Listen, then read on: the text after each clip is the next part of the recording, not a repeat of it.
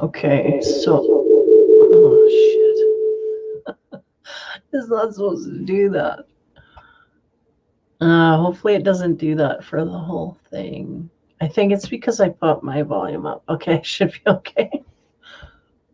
If I'm not, anybody watching, let me know. If not, nobody here, I won't know. Okay, I'm going to go over my new Oracle deck I made up here. The past week, I've been hanging with Metatron. He's always around me. This is who really guides me quite highly in my readings and out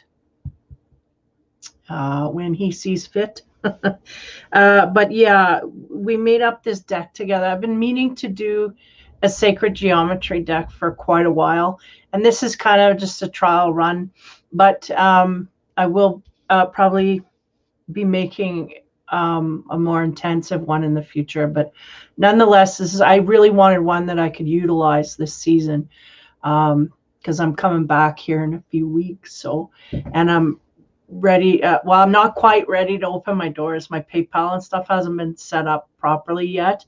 I've got it. I just got to connect the accounts and whatnot. So I still got some tweaking to do, but nonetheless, this is the deck. Here we go. So in order, these are not in order. They're more in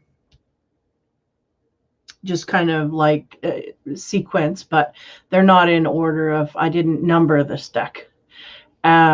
It's sacred geometry, has to do with math and whatnot, but I didn't number it. So this is my card back that I picked. Hey, Charla, thanks for coming in. It kind of has my logo colors, which is orange and blue. But again, the printer and the cutting of all of these cards just didn't go well.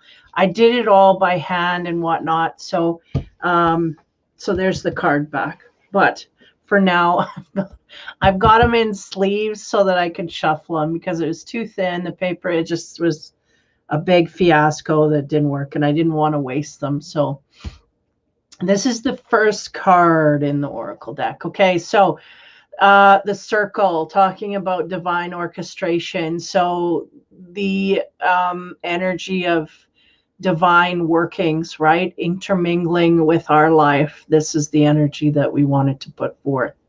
Pretty simple.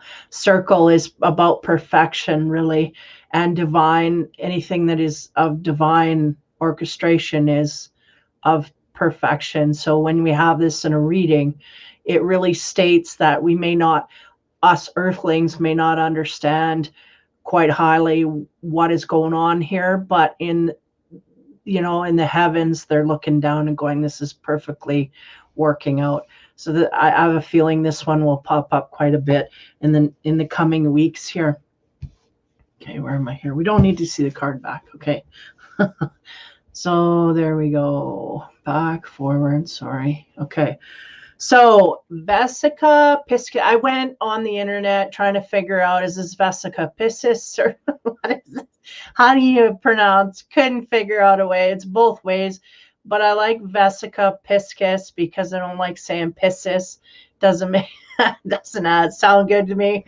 So this is what I put as divine union, because it is really the union and gathering of two circles to make a more complex circle, that kind of thing. And again, having highly to do with the energy that's coming through here till the end of the year, divine unions and whatnot. So that's the second one. Okay. The triangle being the divine masculine. And of course, the spiral going inward or outward, depending on what side of the fence you're on. Just simply stating, right, the divine, the triangle upwards is always the masculine energy. It also has to do with your elemental chart as well. But here I'm relating it to the divine masculine. So that's that one. And then the inverted triangle is the divine feminine. So that's simply put. And also the triangle within the triangle, right? Upward and downward. How do I say this gracefully? I do have a lot of sexual energy in this deck, even though I didn't announce it on here. So within the masculine and feminine reports, when I use this, This can also be about intimacies as well. There's certain cards in here that I've written the sexual part in it, but I made it so that I can add this to the romance readings, and it'll bring out the depth of that in a sexual way. Okay. That's just me wanting to inject that in there. I just feel, I don't know, it's part of my path. I'm not going to say it's Saturday night, but it's part of my path to explore that area. I'll just put it that way. Okay. I can put foot and mouth disease here, but I'm not going to start. Okay, so germ of life. That's about the creator, about things being created in our life and out of, simply put, germ of life.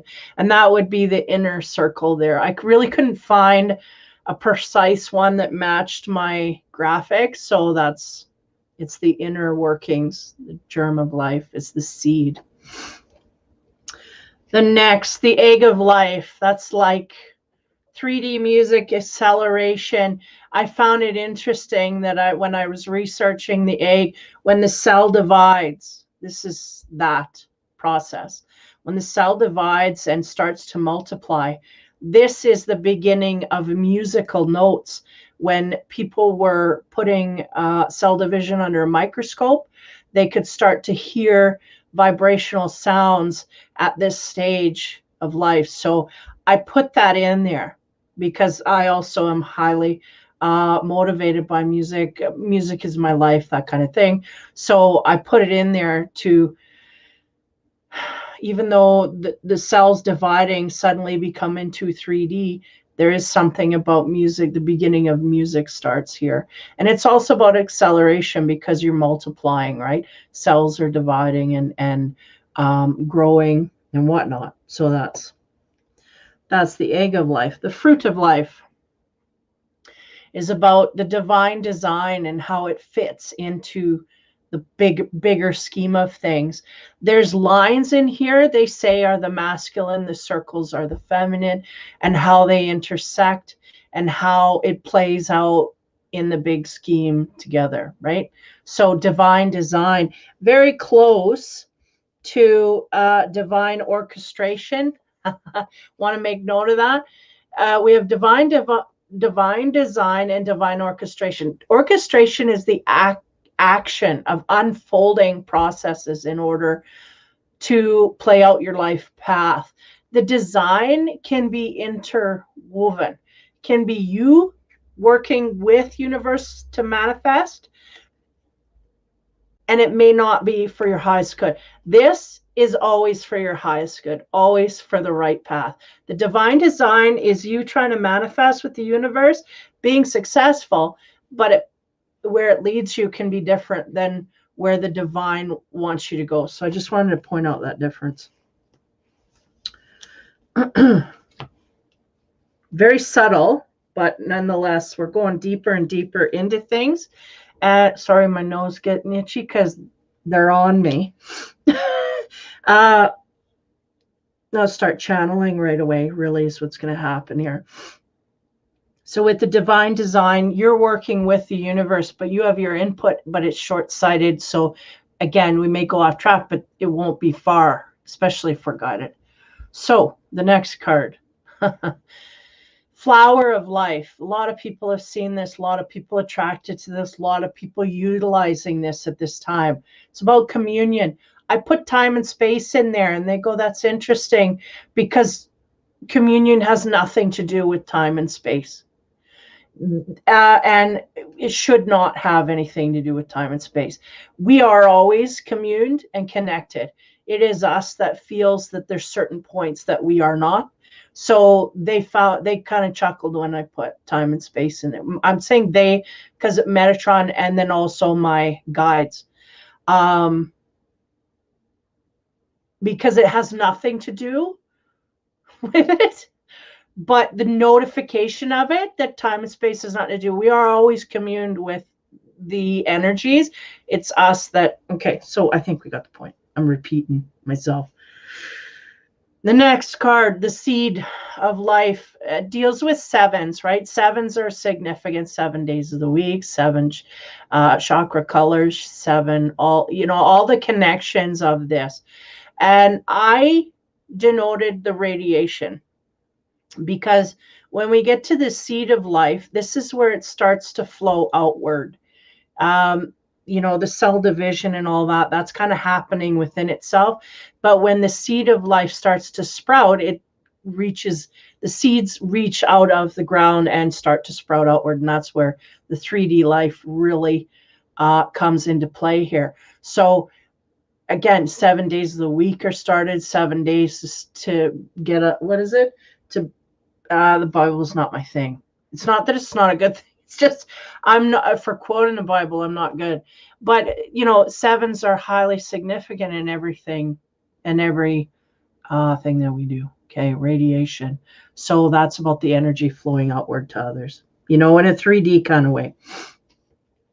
Next card is the Star of David. So we're talking about glory. I felt was a very good energy to put on this card, and perseverance. There were a lot of other words that I had researched, but these two, I think, spoke for me anyway to be prominent, and I didn't want to have too many here. So glory and perseverance is the ability to overcome things that, like, when I'm looking at this card, when we're talking about perseverance, to overcome the mistakes that we make, this kind of stuff, like rising from the phoenix. Sriantra. This is divine support and happiness. So this would be like akin to the sun card. But also having the extra oomph of knowing that you're divinely supported. So when this comes into, and a lot of what I made this deck out to be was to support a tarot deck. So clarification cards. Now, if this were to come up, it means that you are supported. I mean, I feel that highly when I do readings. You're either supported or not. But this is no bones. Like, yes, you are going to, you're happy. But ultimately, I think people, when they're doing this, they do know that. But this is just that validation of it. Next one. This is where we get into new stuff. Taurus Field, for those that know.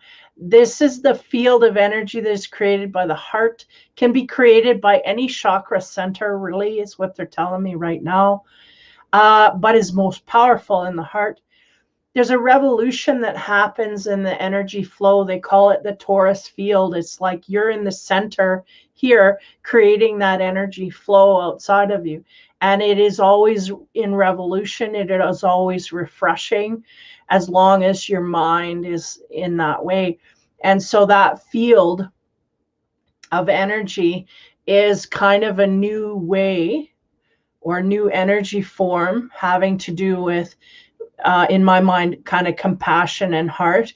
If we bring a Taurus field on, it means that we are coming from our heart, and we are, how do you say, we are constantly refreshing in this energy, and therefore creating a new field forward. So this is what I wanted this to mean, was that someone here is very powerful in their heart center, and they are creating a force field as they go forward. And this is displayed by this card. Now we get into the colored stuff. This is the heptagram, and this, again, talking about the sevens. We're talking about celestial magic when we talk about the macrocosm. That's the bigger, all-seeing universe. This is what this card means, the heptagram. So that is basically, if we're talking about heaven and earth, this is heaven and all that it sees. And I needed a card that kind of, is the all-seeing. This is what I'm getting. Okay.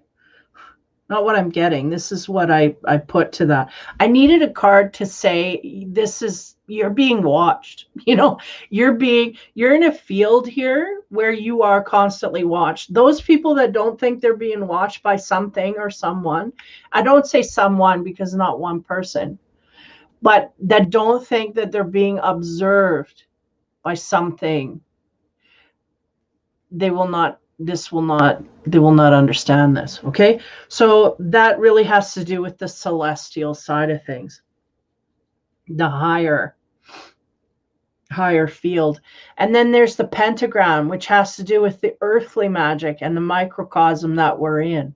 And this has to do with the fives, right? So we see this in witchcraft, all that kind of stuff for whatever. And that's dealing with that is on the earth in order to manifest forward.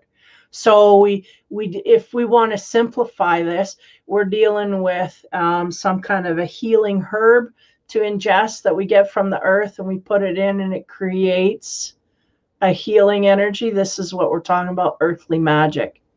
Can be as simple as they're showing me it, like the pink petals. What is that? Echinacea. Thank you.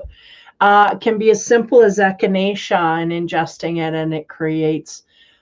This is what I'm meaning by this card, pentagram, bringing us down to earth.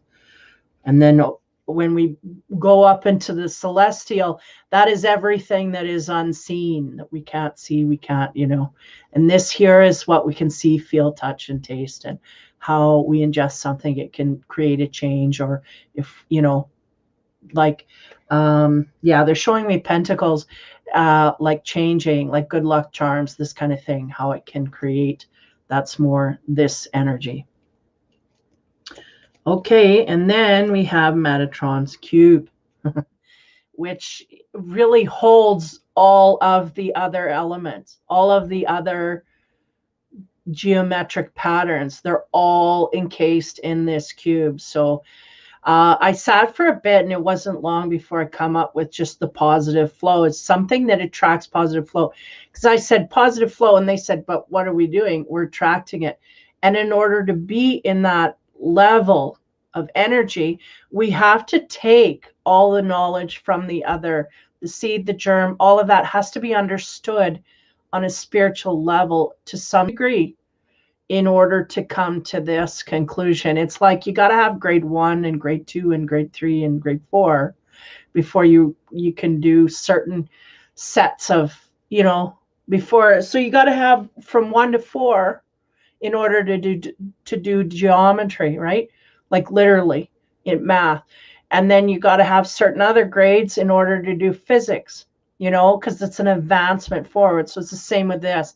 This is really just stating that we have to have all our elements before we can. So it's the sense of attracting positive flow, but if we attract it, are we going to know what to do with it? That's this. Okay. Take the long way home. Okay. Now these cards, he stopped me in the middle and said, I know you love all these great designs, because when we were searching, I'm like, oh, I like that one and I like that one, but it didn't kind of fit into the rest of the flow here that we had. And then Metatron said, you can take those and just label them as you wish, and we will use that frequency to channel energy. So basically just having kind of a dazed card that I can channel different energies through to, and I put a lot of them in here. So a complex triangle was one. I just like these designs. So they said basically we'll use these and we'll channel energy as needed. So if this comes up in a reading, it will just be channeled energy that comes out, whatever they decide to give on that day. So that's that. And there's a bunch of these. Complex tetrahedron. This kind of looks like a Merkaba in a sense. Not quite, but sort of. So that's another one. This is very trippy for me. Like when I look in here, I can get lost in stuff. I highly am affected by a lot of these things. Sorry, my nails, I cuffed my... Anyway, cuffed my card already. Yeah, because I look and it's like this part goes back and forth, and then they just can channel energy through that, and then I just start speaking. So that's another one. Complex square. Here's another one. It's just a shape that I can channel through or choose to, and then they just send energy to it. So it's not necessarily that it's this, that it, you know, if you're a channeler, you understand, you really don't need cards. You don't need nothing. But I just chose to give some variance here just so that I could give freedom of flow, right? Because I do that anyway when I'm channeling. It pretty much trumps all the card meanings. I pretty much trump all that. But this was just a little more open-ended. So there's a complex wheel. This one too is pretty trippy for me. I wanted to get 3D stuff, but because sometimes the camera doesn't, it kind of wigs out, so I didn't bother. Complex pentagon, because he's speaking to me already. Just give me a minute. Because noticing all the ins and outs, right? Ups and down, the roller coaster ride that we have. And I feel even today, I don't know if there's many people in here, but I'm picking up on an energy already of ups and downs. I know I've had mine. People that are having good days and then they'll have bad. Or within a day, they'll have a good morning and then a bad afternoon. And it's high contrast stuff. You know, that's what I'm getting. So these are groovy. And then there's a complex round that kind of reminds me of what do you call that? Painted windows, you know? There's just something cool, something different. Complex hexagon. That reminds me of a spider web and how they weave, you know? Perfect spider web there. And then complex, this one, rectangle, I kind of felt like it's the opposite of the lotus flower. And you'll see that coming up next, which is the descent into darkness. Now the rectangle is stable. It's like a square. But if we're going in the wrong direction, it's like we feel like we're stable, but we're actually going in the wrong way, like that kind of thing. So this one's kind of a negative connotation to it overall. But again, if I'm channeling, it'll be whatever is needed for that energy session. This is a complex flower. Another one that's kind of got the seed and different, you know, you can get different things out of it. You just sit and channel, you let things come in. Use more of an exercise of the mind to be open rather than closed. Complex mandala. There's a bunch of circles in there. And then this one is the complex swirl. There's a very different, if you look here, I don't know, will you pick? Yeah, maybe. There's a very different energy. One, there's a different color tone here. And I messed with that to make it like that because I didn't like it in this gray monotone. I wanted it completely different because it made me feel completely different because of the way it was swirling. And I didn't go too deep. I got the first impression and I stopped there. And then I just started fiddling intuitively, right? Guided to probably. And I changed that one. Is unique from the rest of them because I messed up made it more yellow than gray. Very unique. So there's that. Okay. Then there's a complex swirl, round, mandala. There's quite a few round ones that I picked up. Complex circle. And ultimately that's about connecting things that maybe are opposites, you know, but yet in its connection, it's perfect. This. And then I went into the elements and did my own interpretation.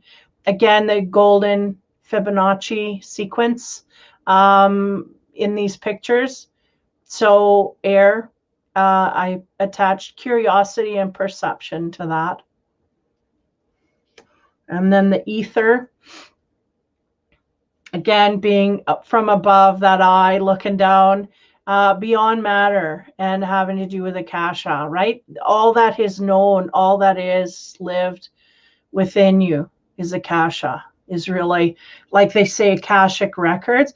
That's of every lifetime you've ever lived, this kind of thing. So that's where I put the ether. And then the earth. What is earth but solid and sensual? I put sensual in there again. I have some sexual connotations in here. I will pull them. I didn't want to label everyone having a sexual because I only had so much room for the majors, right? But I will be using this. I'll be curious to use this in the love and romance readings in the future, because it's going to bring a bigger depth to things on a physical level. Okay, so that was the first. There was sensual. Had to bring that out as a header on there. And fire is about destruction and creation all in one. So when we're fire, we're Aries, Leo, Sag. That is right. They create. They are the first ones out the gate. They build something up, but they also have the power to blow it up as well. So I found that very interesting. Creation and destruction. And the water. Speaking to alchemy and intuition. Alchemy is the changing. Water can take many forms, solid, liquid, gas, you know. So I found that to be of high importance, the alchemy within the water, and intuition as well, because they are intuitive. Now, this is my lotus flower. So this is the opposite. I'll see if I can find it here. There it is. This is the opposite. Be the masculine and the feminine.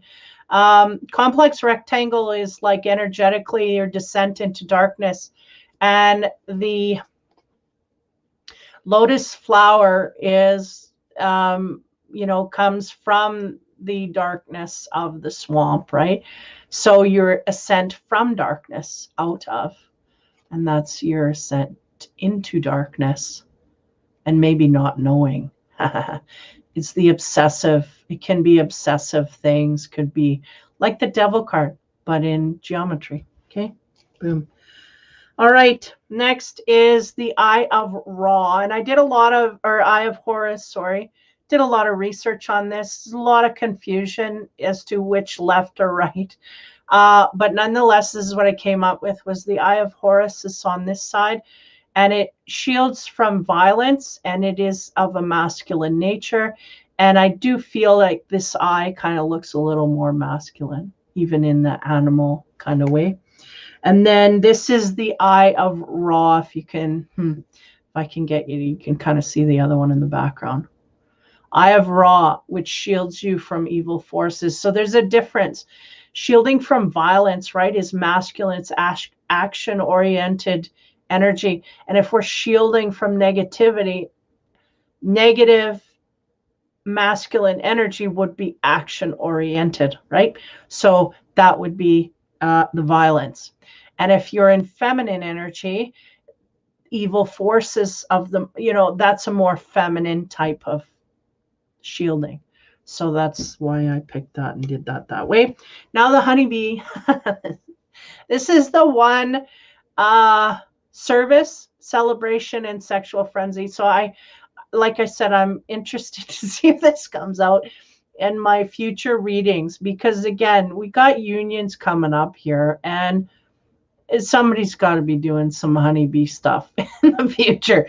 So not only is this a service-oriented card of energy, the bee works in the honeycomb in that shape. I just found it, I just couldn't leave it out, right? I had to include that, because look what they do so naturally, and look how perfectly it all, right? And how much it is of service to us. The honey is like gold, right? So that's the service. The celebration is that they can do it. And it's from all of the great, wonderful things, the flowers that are in the golden ratio. And it's just this huge circle that just pays off when it comes to the bee. I mean, there's other ways too but the bee was the most obvious choice for me. And because of that, the success and the cycle and the balance of everything, I put the sexual frenzy in there just to stir things up a bit on the intimate side. Then we have the yin yang symbol, which cannot be excluded. Yeah, the law of balance and duality, that two things can intermingle successfully if they are in complete balance. And that is really the key to everything. That's what they push me for, to balance myself out, which I'm learning is, in a hell of a lot more areas than I'm aware of on most days. So law of balance and duality, that's pretty basic. Okay, then the Caduceus. I've mispronounced this word, and I'm sticking with this pronunciation, the Caduceus. Expanding knowledge and sexual vitality. So this would be akin to the Lover's card as well, because two intermingling to gain wings. It's kind of, it could be like the climax to the whatever, all of that if you're going on the sexual direction. But I feel like I want to use this in a lot of my romance readings because of these kind of certain cards. They exemplify things. And this is very pure, right? Because we have the gold and the white. So it's a very pure form of getting together, sexual vitality that's healthy. It's not on the devil's side. And a lot of the decks really emphasize the darker side of that. And this, I wanted to emphasize the bright side of it, using sexual energy for what it's made to empower both people, not to decrease the vibration, but to increase, so in a powerful way.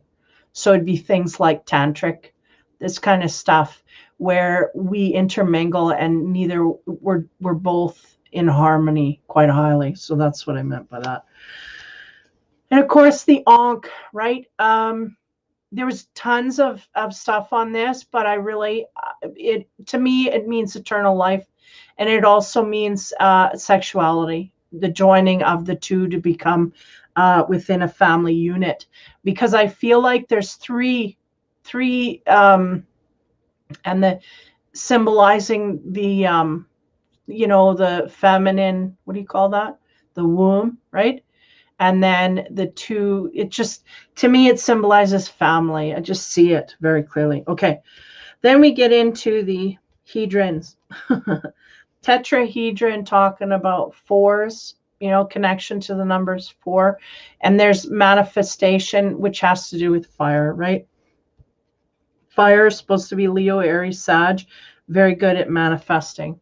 So here we have the hexahedron. It brings in the 6s, talks about grounding in earth, right? Because we are in a square, so we are stable. And then we have the octahedron, all of these are stable. Octahedron brings in the 8s, and then it has to do with air, and it's about integration, bringing other things in. Dodeca, right? Dodeca. 12s, ascension, and it correlates with ether. Icosahedron, it's 20s. It is about transformation, and it relates to water, because water transforms into whatever it is needed. And the colors. We'll get into the orange, which I just read in the past year, and blue. So orange is about freedom, the words I attribute, freedom, expression, enthusiasm. Blue is about loyalty, depth, and intelligence. We got yellow and brown here. Yellow is about joy, identity, and ego. When I brought some words out so that I had something to play on, right? And a lot of the highlights of what I pick up through my readings comes out through here. Okay. Because if I use it a lot, then I put it in the deck.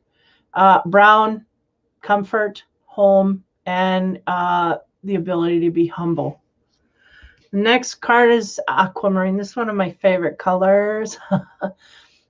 Trust, purity, and tranquility. Now, doesn't that make you feel that way? When I saw this picture, I was like, I need that. I want that. Trust, purity, and tranquility. So that's, again, interested to use these in romance readings. I think they'll be quite highly valuable there. Silver, health, vision, and mirrors. So when we're talking about mirrors, this usually souls here is what or mirror, because whenever we go through life, we just come across a lot of mirrors, and people don't really understand. We in judgment of people outside of us, but it's usually those things that annoy us about other people are those things that we need to deal with within ourselves, right? That kind of stuff. Gold is about wealth, worship, and purity. It's plainly put. And then here we have green, which I attributed hope, heart, and healing. Those are the three most important words I see there for green, especially with that light green. Maroon, control, ambition, and zest. So again, zest is a unique word that can come out and be okay. And then purple, royalty, nobility, and luxury. I remember seeing old Victorian images of purple, heavy velvet curtains, drapery, and it always makes me think of lushness and luxury. So I included that. Okay. And then the red, of course, is about energy, action, and desire, kind of, but the octopus, right? And the sucking of things in. It can be used. Yeah, can be used. Okay. And then the last but not least card is 8 infinity. That's kind of my joker, not joker's card, but my wild card. Can mean anything, but most positive luck, most positive, or a string of things, of events that comes through. Like this is another kind of channeling card, but it was a card that, it was funny. I was making this deck, right? And then we're going through and not taking account of how many cards I had. And they said, you got to make one more. I said, why? They said, because we have 52 cards and we need 53. And I'm like, well, what's with 53? Like, why do we have to have 53? And I'm like, well, it's 8. Okay, I get it. So I was like, yeah, one more card. Well, we'll just put an infinity card in there. And this is that. So that'll be another channel card, but on the good side. It'll be good luck, good power. Also can relate to things that have happened over lifetimes, like looping behavior or things that are going to be going through this lifetime and the next life. You know what I mean? Like, how do you say, like kind of Akashic stuff. So that's what that's about. So that's my new Oracle deck that I'll be using. And I'm going to use it for my romance reads, my energy reports, and we'll see. I might even include it in some horoscope readings as I go. I might include it in the first set of horoscope readings as I go forward here, which I plan on doing here pretty soon. We're coming up on it is the 22nd now. So I'm in my energy. This is good. Yeah, if you guys can, if you're attracted to channelings and whatnot, there's a dude, Sam the Illusionist, I think is his name. I'll put a link below these 2 videos that I just did. He has a lot of channeling information about the energy and the frequencies that are quite pertinent. I won't get into it, but if you're interested in knowing why and how to get forward, how to leap forward, this dude, I think, is on the edge there. I mean, he's connecting to what I'm connecting to, so I'm validating his info because I feel very strongly that there's a big check mark there that this is valid stuff. So if you're attracted to that, let me know, or, you know, or kind of more me giving you that, how do you say? I think my brain's starting to shut off. It's midnight. Me trying to say here, like, you know, to watch the guy because he's getting the same feed I'm getting, but he may be getting, you know, more stuff than I do. Okay, anyway, that is it. So that's my deck. I will be coming in soon here near the end of the month. I'm trying to get my payment plans up and ready. Why do my sleeves look like they're crooked? So that people can pay through PayPal, I think is the way I'm going to go. Or direct deposit through e-transfers. I think I got to still set that up. I'm having some problems with my freaking trying to get it. Like, I get my password set up and then I download the app and the passwords won't go on the app for some reason. So I got to figure it out so that I don't have glitches. And that might take me a while because I'm actually waiting for my cousin to come down to help me out, but I don't know if he's coming down soon. So I might have to figure it out myself. But nonetheless, take care, guys. Have fun and be kind. And I will be in about 2 weeks for some of or I'll be dropping them. I think I'll be pre-recording them over the next week or two, and then I'll be dropping them in about 3 weeks, the horoscope videos and whatnot. So we'll go from there. Anyway, take care, have fun, and be kind. And we will talk to you soon. Won't be long before I'm out. Okay, take care.